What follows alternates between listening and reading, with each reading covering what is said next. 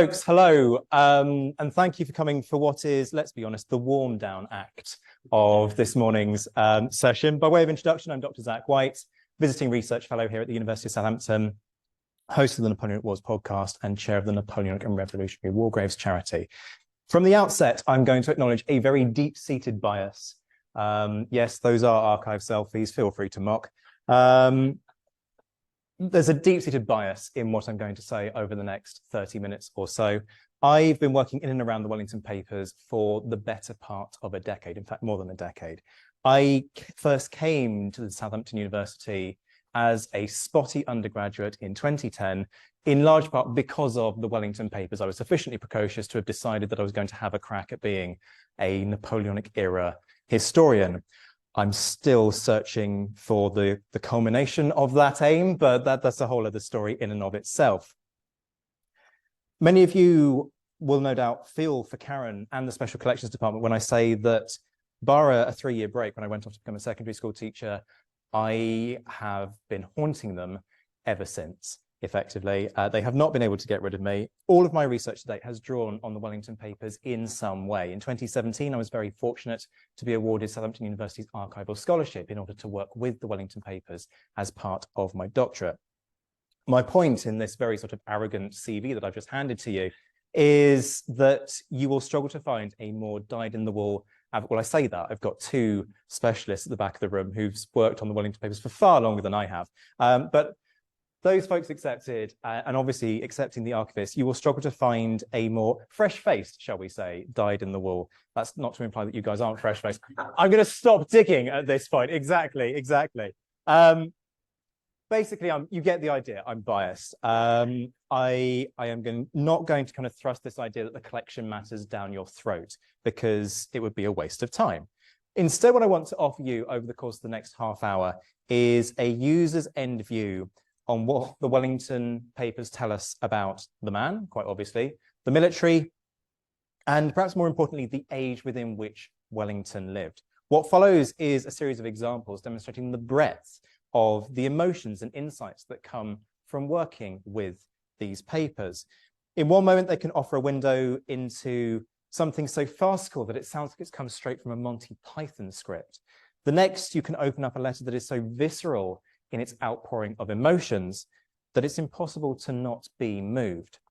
I'm also going to acknowledge some research bias in the course of this talk, because a lot of my work is to do with the army during this period. A lot of the examples that in fact, all of the examples that I'm going to use over the course of this talk are from Wellington's military career, and very particularly from his career in Spain and Portugal during the Peninsular War. That is not to say that the political papers within the Wellington collection are not equally worthy of your time and attention. They absolutely are. I just don't have the specialism in those to speak with any authority on them.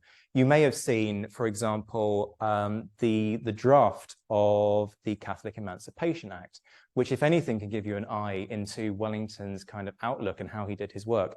It's that. Every time I look at it, it brings a wry smile to my face, because on the one side of the piece of paper, you've got Peel, who's sort of diligently writing down what he thinks that this act needs to say. And then Wellington comes along, and he takes his soft-leaded pencil and just starts crossing through bits. No, we're not saying that that needs to be put in there. It absolutely gives you an idea into the mindset of the man, and perhaps just a slight inkling of some of his arrogance, because he was, amongst many things, an arrogant individual on occasion.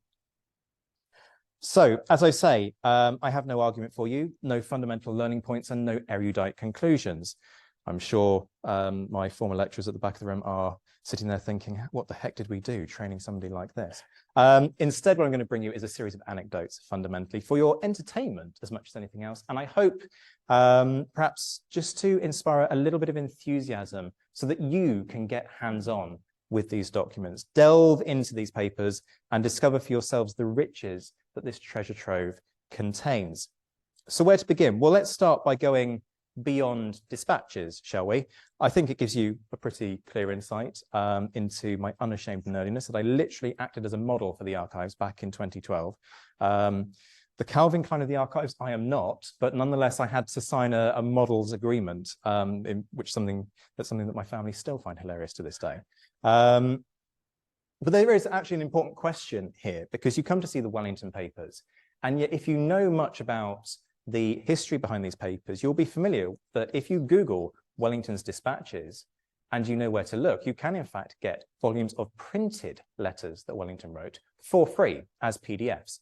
And that's entirely legal. That's not me sort of trying to encourage you to break the law or anything. For those who aren't familiar, the dispatches, or to give them their full name, and it's quite a lengthy name, the dispatches of the Field Marshal the Duke of Wellington during his various campaigns in India, Denmark, Portugal, Spain, and the Low Countries and France, not the catchiest title known to man, were edited with the support of the Duke by Lieutenant Colonel Gurwood.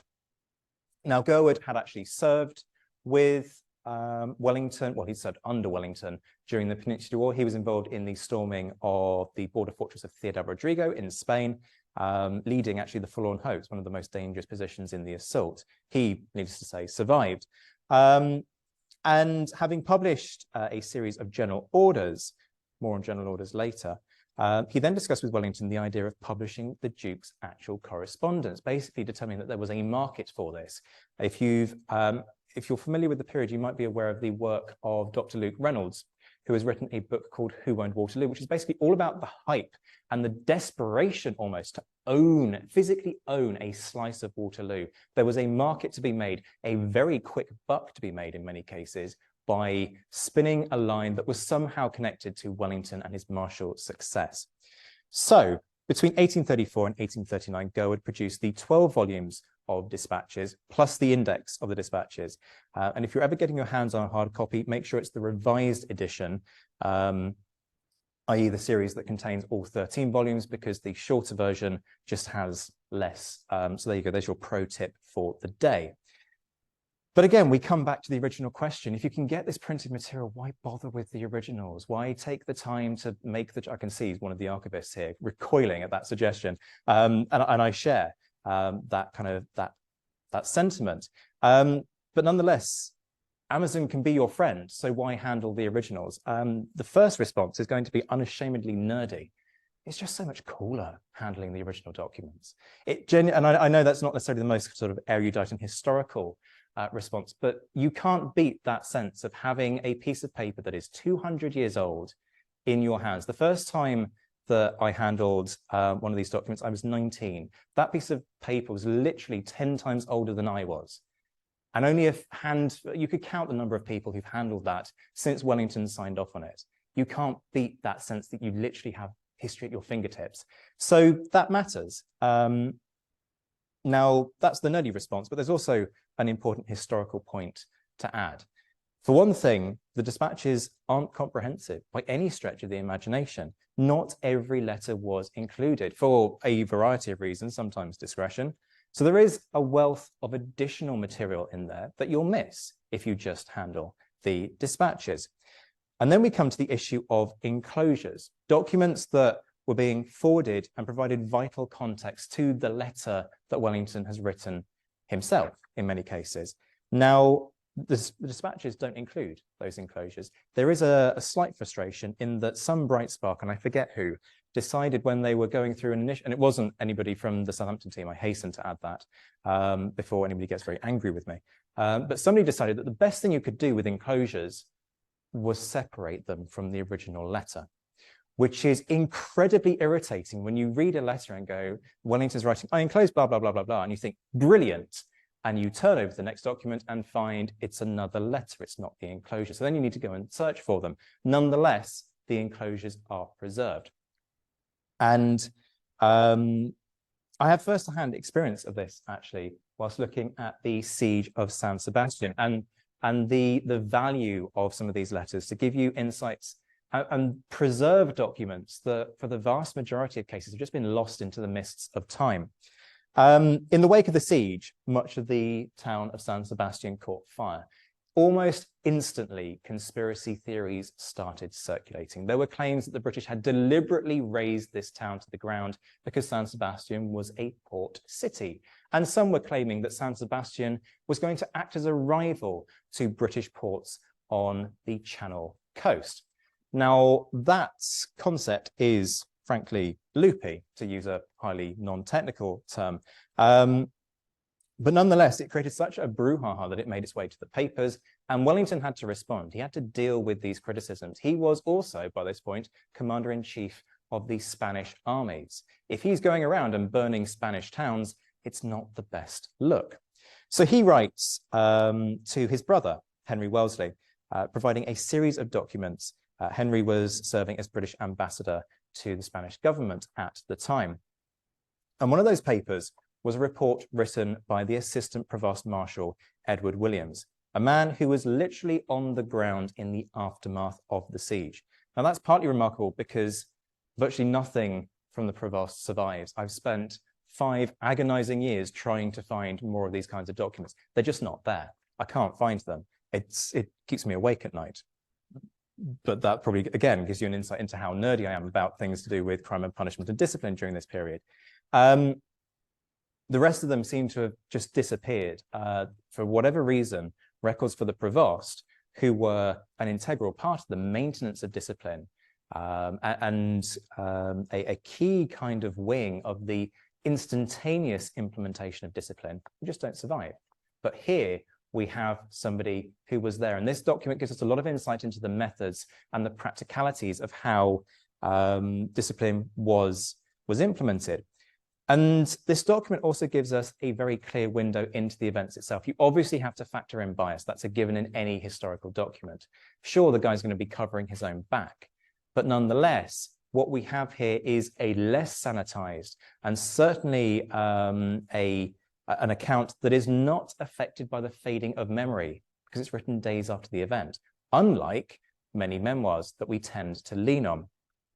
So here is the extract in question. I haven't put a whole dense piece of text on the screen because it would just be tedious for you to read. He says, I was ordered into San Sebastian the morning after the capture of the town, and by General Hay's orders, who was in the town, flogged every man I found plundering or committing excesses. I flogged about 30 men a day for the 2 first days. On the 3rd, I had not many occasions to punish. During this time, Assistant Provost Johnston of the 5th Division was constantly stationed either at the breaches or at the gate of the town to prevent persons bringing out plunder, and was also very active in punishing irregularities. General Hay had given most particular orders to me to endeavour to discover any rising fires, that they might instantly be extinguished. I apprehended on the 3rd day after the capitulation a French sergeant hid in a house, and from circumstances and appearance of the sergeant, I can see that the sergeant had been employed in setting fire to the houses. Under this impression, I took the sergeant to General Hay, who, in the first instance, ordered him to be hanged, but after a few questions with him, countermanded this order. I did not quit the town for the 3 first days after its capture, and did not observe in a single instance violence offered to the person of an inhabitant. From the circumstance of the chair having been found on fire in a house close to the magazine of the town, the impression was always strong in my mind that there were French in different parts of the place, who had ordered or felt disposed to destroy every house in their power. Of the number of houses from which I drove soldiers during the first day after the capture of the place, I did not observe anything which had the least appearance of their having had fire in any of them. Between this and a series of other documents that Wellington enclosed, a persistent myth about the British during the Peninsular War, this idea of atrocity at San Sebastian, can be dispelled if and only if you go hunting for them. And part of the trouble is that a lot of commentators on this period don't do that. They rely on dispatches. So that gives you a really nice insight. And for me, as somebody who specializes in crime and punishment, to see that implementation in practice actually tells me a huge amount, which, don't worry, I'm not going to bore you with. I'm going to stay with debunking myths, though, while shifting focus slightly to the way in which the papers also offer a wonderful view into Wellington's mind. Wellington, being such a prolific writer and being such a significant figure in the context of 19th century history, not just within the UK, but also internationally, has so many quotes attributed to him that the vast majority of what you think you know Wellington said is in fact apocryphal. So he never said that the Lion's Mound here at Waterloo had spoiled his battlefield. You can blame that one on Victor Hugo's Les Miserables. Equally, you may think that he's famous for saying that being born in a stable doesn't make a man a horse. Sorry, but no, that was said about him by 19th century Irish politician Daniel O'Connor. But one thing he definitely did say, and that a lot of his defenders have attempted to explain away ever since, is that infamous comment about his men, that they were the scum of the earth. Now, most people will point to it being a backhanded compliment made at a dinner party, and yes, it certainly was, on 2 occasions, because Wellington didn't say it once or twice. He said it on 4 separate occasions, so you can absolutely be certain he definitely meant it. Now, as I say, 2 of those occasions were dinner parties. Chris Woolgar, frankly, the don of the Wellington Papers, who, alongside Karen, brought the collection here 40 years ago, highlighted that Wellington also included it in a draft memorandum on discipline in the 1820s, around the time that Wellington was Prime Minister. It's included in pencil in the draft, but when the ink is then written over the document to indicate what will actually be included, the scum of the earth comment is missed out. Why? Because as politician and former commander-in-chief of the army, it's not the best look in the world if you're describing your men as scum. It just doesn't resonate in quite the way that you might hope. The original, though, was written in 1813 in the wake of the Battle of Vittoria. I love caricatures from this period, so I couldn't resist including one. This one's from Cruikshank's, and it actually has Wellington in the top left-hand corner, though of course there's very little resemblance to the man, although the nose seems to be roughly in proportion. So contrary to popular belief, the scum of the earth comment wasn't precipitated by the plunder of King Joseph's abandoned baggage train after the Battle of Vittoria. The French have to leave the battlefield in such a rush that they drop almost everything, including all of the plunder that King Joseph, who'd been installed by Napoleon in 1808, had gathered up for himself. Now, the troops aren't going to sit around and wait for an invitation. They pick up anything that's shiny. Wellington was quite angry about that. In fact, in a number of instances, the troops' packs were searched, and that created a lot of ire amongst the rank and file because they felt they were entitled to that plunder as part of the reward for having fought well over the course of the day.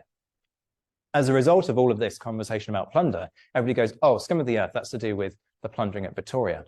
No, it's actually the fact that more than a week later, Wellington gets a very distressed letter from a local mayor, a local politician who says, and I'm paraphrasing here, look, it's fantastic that you've won the Battle of Vittoria. We're very pleased and we're very grateful that you've liberated us.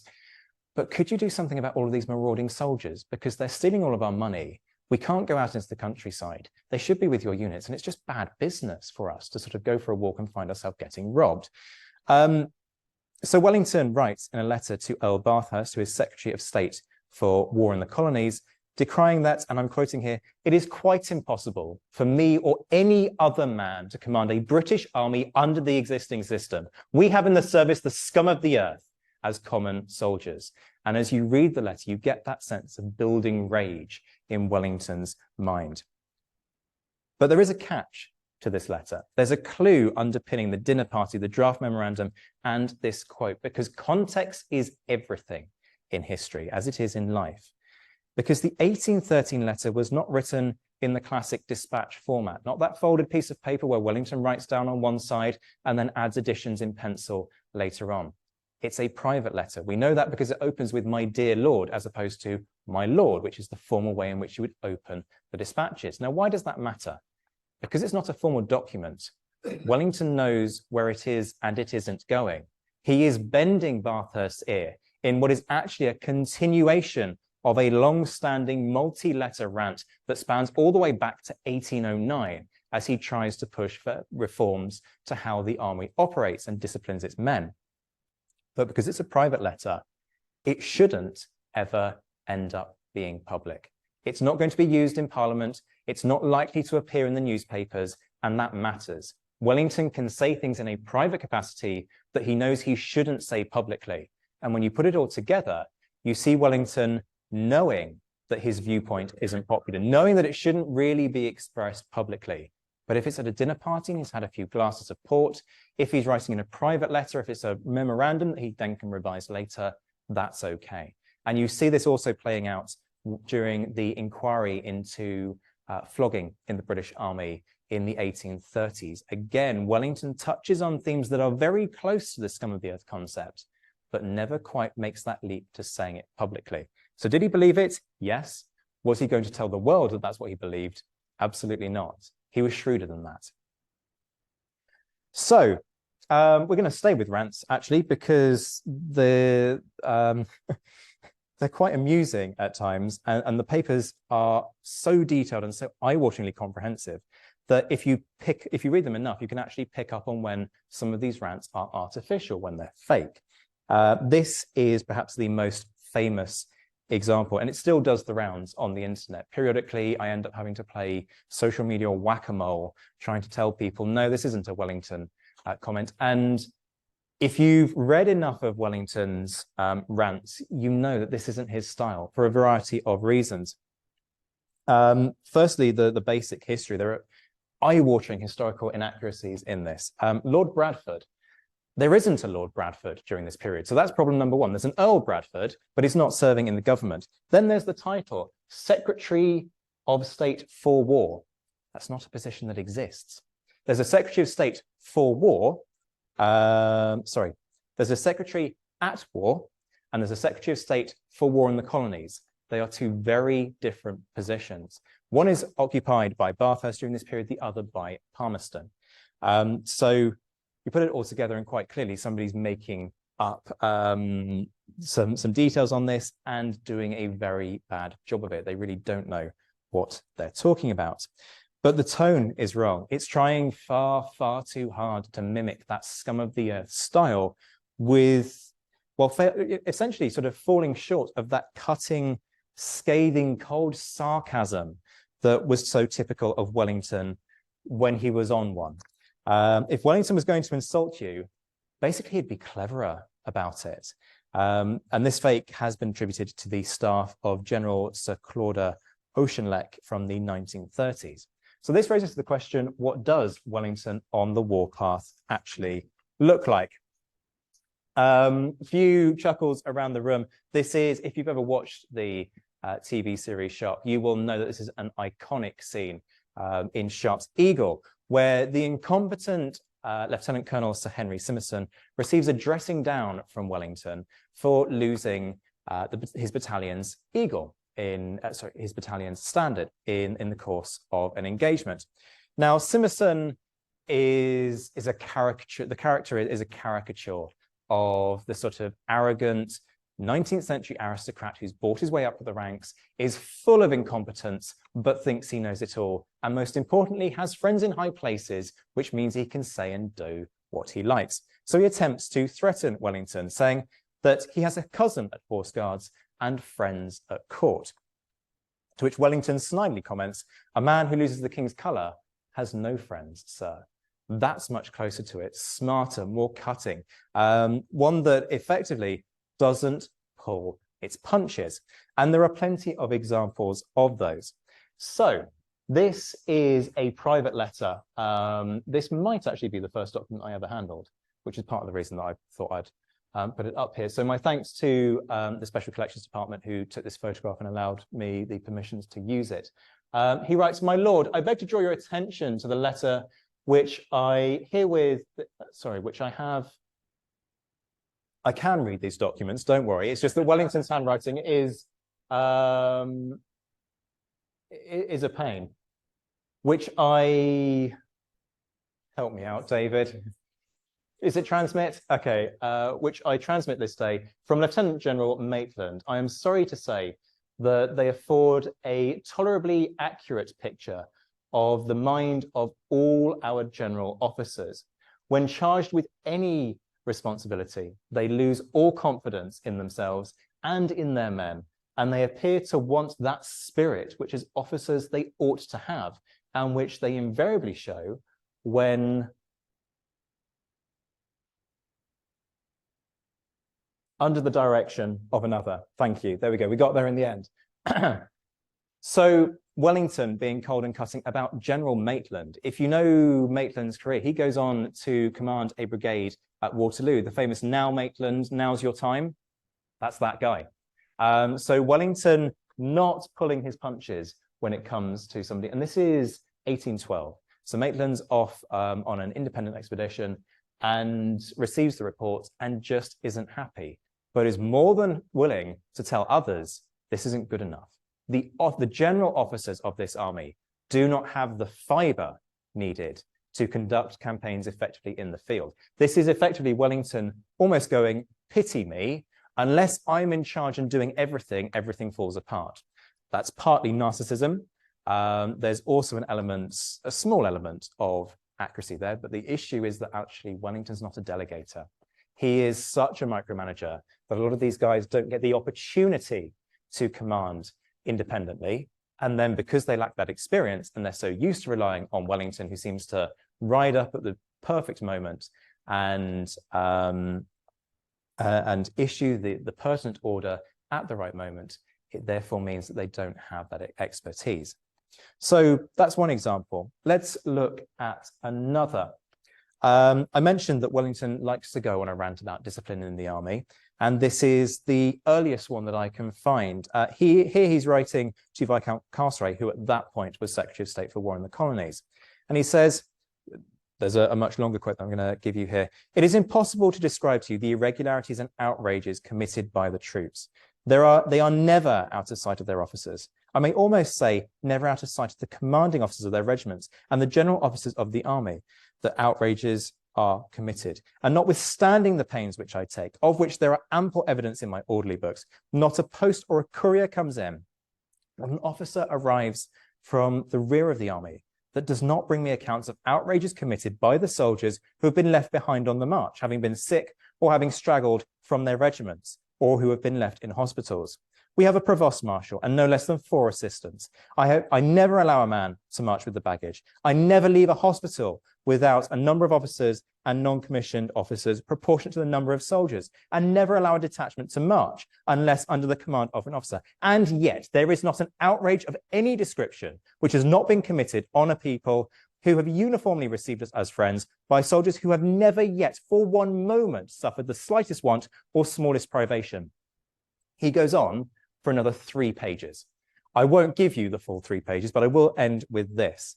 "We are an excellent army on parade and an excellent one to fight, but we are worse than an enemy in a country. And take my word for it, that either defeat or success would dissolve us." Now, you would read that and think, well, how the heck is Wellington able to mastermind a series of victories against the French over the course of the Peninsular War between 1808 and 1814? Quite clearly, Wellington is being overly dramatic. That's not to say that discipline problems weren't rife in the army. They absolutely were. But there was just enough control to enable the army to fulfill its primary function, which was to campaign and to fight effectively. So this is partly about Wellington almost engaging in a quasi-faux rage, making out that everything is falling apart, making out the situation is so much worse, basically screaming for attention to get what he wants. It doesn't work. It's not until 1813 that Wellington finally gets measures that he outlines in this letter, which is basically, I want to be able to almost snap my fingers and punish these men. I need to be able to assemble a court of 3 officers, not the 13 that the law says I need.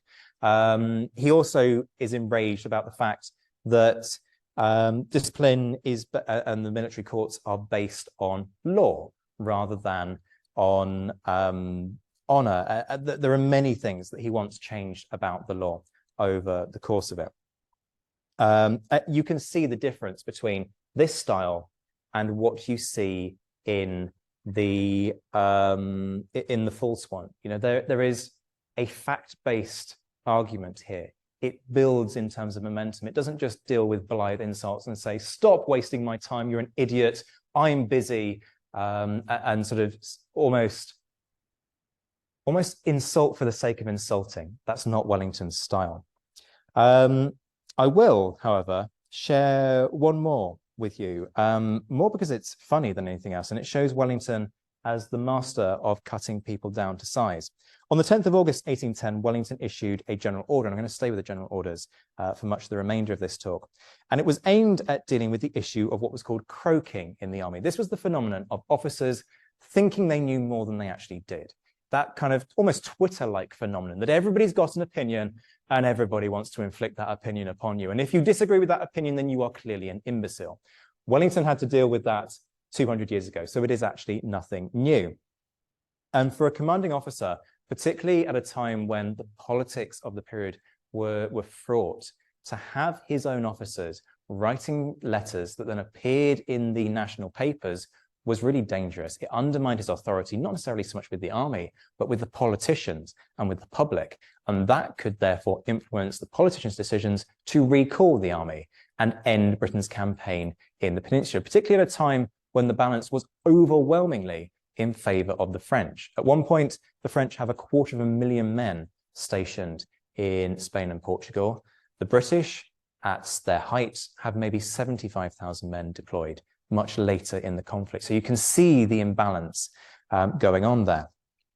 So Wellington needs to stop this, and he therefore requested that the officers would, for the sake of their own reputations, avoid giving opinions upon which they cannot have a knowledge to enable them to form any.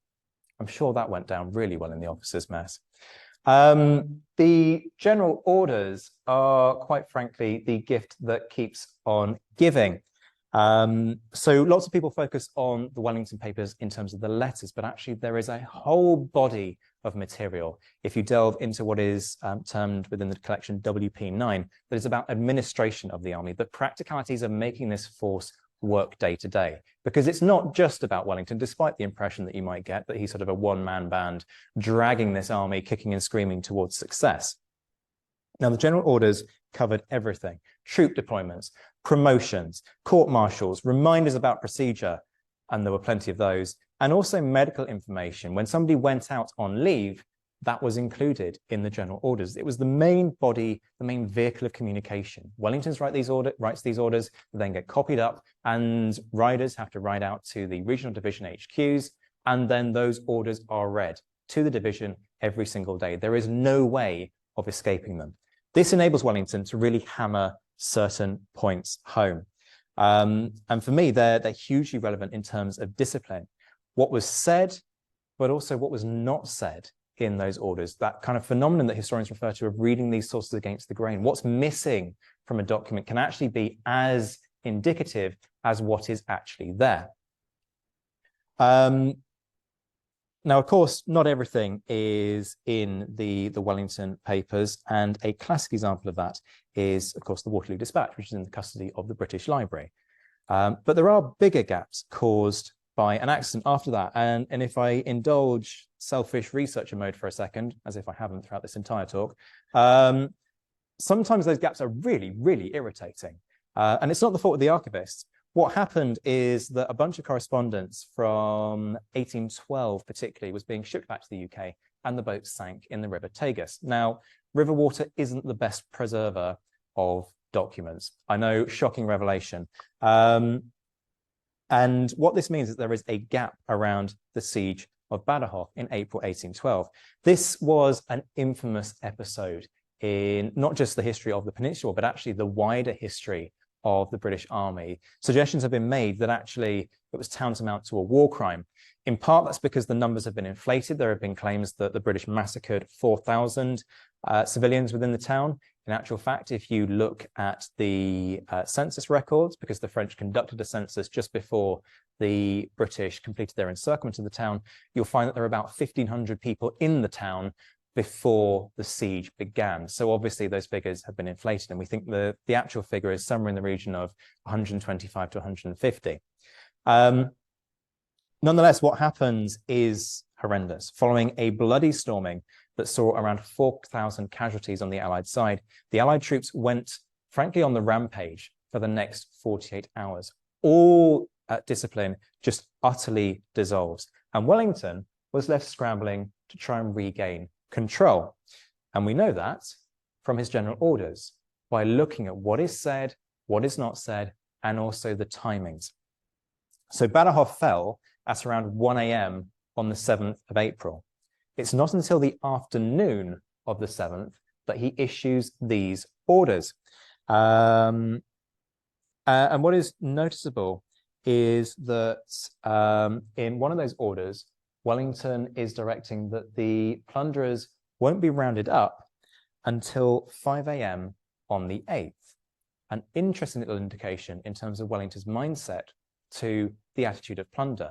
Maybe a little bit of plunder, maybe them venting a bit of steam, maybe that's okay. But it gets worse for him, because it's only at 11 p.m. on the 8th that he then starts to issue these orders. Now, bear in mind, this is nearly 48 hours after the sacking begins.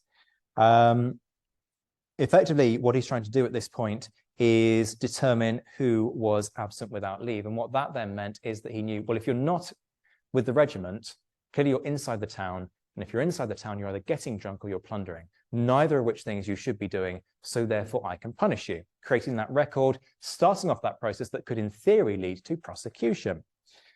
Order 7 is an interesting one, actually. The Provost Marshal of the Army and the Assistant Provost of the several divisions are to attend there, i.e. in Badajoz, tomorrow at daylight and throughout the day.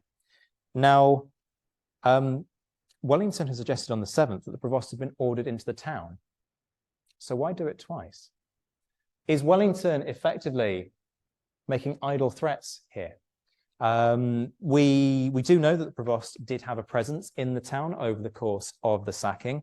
It has been claimed that eyewitness testimony testifies to the fact that a gallows was erected by them, and some were flogged, apparently, although there are no records because it's the Provost, as I mentioned earlier. But there's no conclusive proof that any of the looters were hanged. And with things having gone so catastrophically wrong at Badajoz, the question arises, what was done about it? It took me years to get to the bottom of the answer to that. It's actually, I basically did a PhD in order to find out the answer to that question. That's where it started. And the answer, well, the general orders give you a very clear indication. Absolutely nothing. Nobody is prosecuted for anything amongst Wellington's force for a solid 4 weeks after the fall of Badajoz. The troops are quite simply allowed to get away with it. Now, the general orders give us this indication for a very simple reason. They contain the details of the trials with the most senior court within the army, the General Courts Martial. The idea being that you set an example by publishing these details in the orders. You are constantly reaffirming that idea. Look, this is what happens to you if you break the law, because here's an example of it happening. And as I say, nobody gets tried for anything in the 4 weeks after Badajoz. So how did Wellington feel about all of this? Well, thanks to that ship sinking, we just don't know. We have a few letters from this period, but not the comprehensive sequence of documents that we are used to having for Wellington that gives us that deep insight into what he was saying day to day. Because bear in mind with Wellington, at one moment he can be writing about the contemporary political situation, and the next he's writing a rant-fueled letter back to horse guards, and in the next he can then be writing to, I don't know, Tsar Alexander. That's the capacity and the reach of the guy. You know, he pivots moment to moment. So the select group that we have are not indicative of the wider whole. We do know that he was certainly thinking about this kind of issue. So there may well have been a ranty letter after Badajoz that has sadly been lost. 5 months earlier, though, he's writing to a man who is in charge of overseeing military law, the Judge Advocate General, Charles Manners Sutton. That's a name that I know sends shivers down David's spine, because the poor man had to supervise me in the latter stages of my PhD. And boy, did I always bang on about Charles Manners Sutton. Now, this letter is amongst those that ended up at the bottom of the Tagus, but there are just subtle hints. There's a brief entry in the registers for the Wellington Papers that are preserved here that gives us just a tantalizing hint of what it might have contained. It states quite simply, irregularities of the army. Clearly, Wellington's on the warpath. Necessity of altering the military law. Nothing new there. He's been banging on about that for ages. Begs him to send out 3 or 4 regular deputy judge advocates. Now, sadly, we only have evidence of a holding reply to that letter from Manners Sutton, because, and this is really irritating, the crucial letter books for that period are also lost to us in the National Archives. So we don't really know what that conversation was, and that's just sheer bad luck. There are also ways in which you can actually solve crimes at a distance of 200 years if you know where to look through the Wellington Papers. So this is a quote from a memoir. Buckham serves in the Peninsular War for much of the middle phase of the war, and he finds himself in Oporto in May 1812, so about a month after the fall of Badajoz. And he says, a few days ago, several officers arrived here to dispose of some odd articles of plunder. Yes, he publishes that, deliberately stating these guys came here basically to fence their ill-gotten gains. I have found a very pleasant acquaintance in Captain Blank of the Blank Regiment, one of the most distinguished in General Picton's division, i.e. this is endemic across the army. It doesn't matter how accomplished a soldier you are, that kind of sense of this is somebody else's and it really doesn't belong in my pocket, really not there. Also with Lieutenant Blank of Blank Regiment, the captain has 2 or 3 massy silver chalices as his hard-earned share of the spoil, i.e. the captain thought he was entitled to those. Now, if those guys are in a porter, there's only one way that they can have done that. They've acquired leave. And what do the general orders give us? They give us indications of when people were given leave and where they were sent to. So all you need to do is trace who has been sent where and the dates, and you can work out that actually Captain Blank of Blank Regiment, Captain Martin of the 45th Regiment, and Lieutenant Blank of Blank, Lieutenant Gould of the 77th, both given 1 month's leave to Coimbra. And then from there, they then move onwards to Oporto, creating that little bit of distance from where they're meant to be. So there you have it. 200 years later, we know at least 2 individuals, 2 significant individuals. These are officers, bear in mind. It's not the rank and file. 2 officers who are every bit as complicit in the plunder of Badajoz as their rank and file inferiors, as they would have regarded them, as the soldiers beneath them. Folks, let's be honest, I could keep rolling with these vignettes all day, but you don't want that. So I'll leave you with one amusing one. In October 1809, and this again comes from General Orders, Lieutenant Pierce of the 45th Regiment, I don't know what it is about the 45th that they keep cropping up, but they clearly do. But Lieutenant Pierce was placed on trial for, and I'm quoting the charge here, most unofficer-like and ungentlemanlike conduct in being concerned in an affray which took place in the city of Lisbon on the night of the 3rd of March last, 1809. Now, he was honourably acquitted by the court, but there was a catch. Wellington had to review the proceedings. And Wellington felt obligated to write to the president of the court, a Brigadier John Slade, confessing that it is difficult and needless to define in what case an honourable acquittal by a court-martial is peculiarly applicable. There was a particular motive for Wellington raising this fundamentally sort of nebulous point about where an acquittal was or was not honourable and what the definition was. The reason for that? The incident which had precipitated Pierce's trial had arisen from him visiting a brothel. And Wellington felt it his duty to, and I'm quoting, anxiously recommend to the General Court-Martial to omit the word honourably in their sentence. He then goes, he really sticks the knife in actually, because then in a subsequent line in the General Orders themselves, when they announce the results of the trial, he basically lambasts Pierce for his conduct and says, such conduct is not honourable, and the best way you can avoid besmirching your name with such a dishonourable act is to not go near a brothel at all. So there you go. Wellington always willing to bring people down to size when he felt the circumstances required it. So there you have, even within that last one, as good an indication of any of how rewarding a treasure trove the Wellington Papers can be. They show Wellington to be a man of extraordinary capacity. At one moment commenting on legal strictures, the next issuing orders on the proportion of oats that need to be fed to the cavalry's horses. Yes, he was that much of a micromanager. To read these papers is to have a barometer not just of the British Army in the period, but of Europe as a whole. For Wellington was the epitome of a man with fingers in many pies. Equal parts diplomat, politician, and soldier, he was also as flawed as any human. And again, that comes through. Arrogant, a micromanager, and every inch the aristocratic snob that we associate with somebody raised in the ideals of the ancien regime, he could also be scrupulously fair. And as is apparent from his letters after Waterloo, traumatized and grief-stricken. For me, as a historian of conflict and someone who has always sought to uncover the stories of how people are affected by war, it's that humanity which never ceases to amaze me.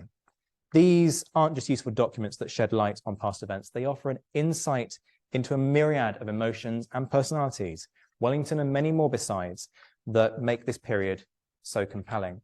Perhaps then that is at least partly why people will continue to be drawn to the Wellington Papers for another 40 years to come. They throw the 19th century in all its complexities into sharp relief and remind us of the people behind the papers. Thank you.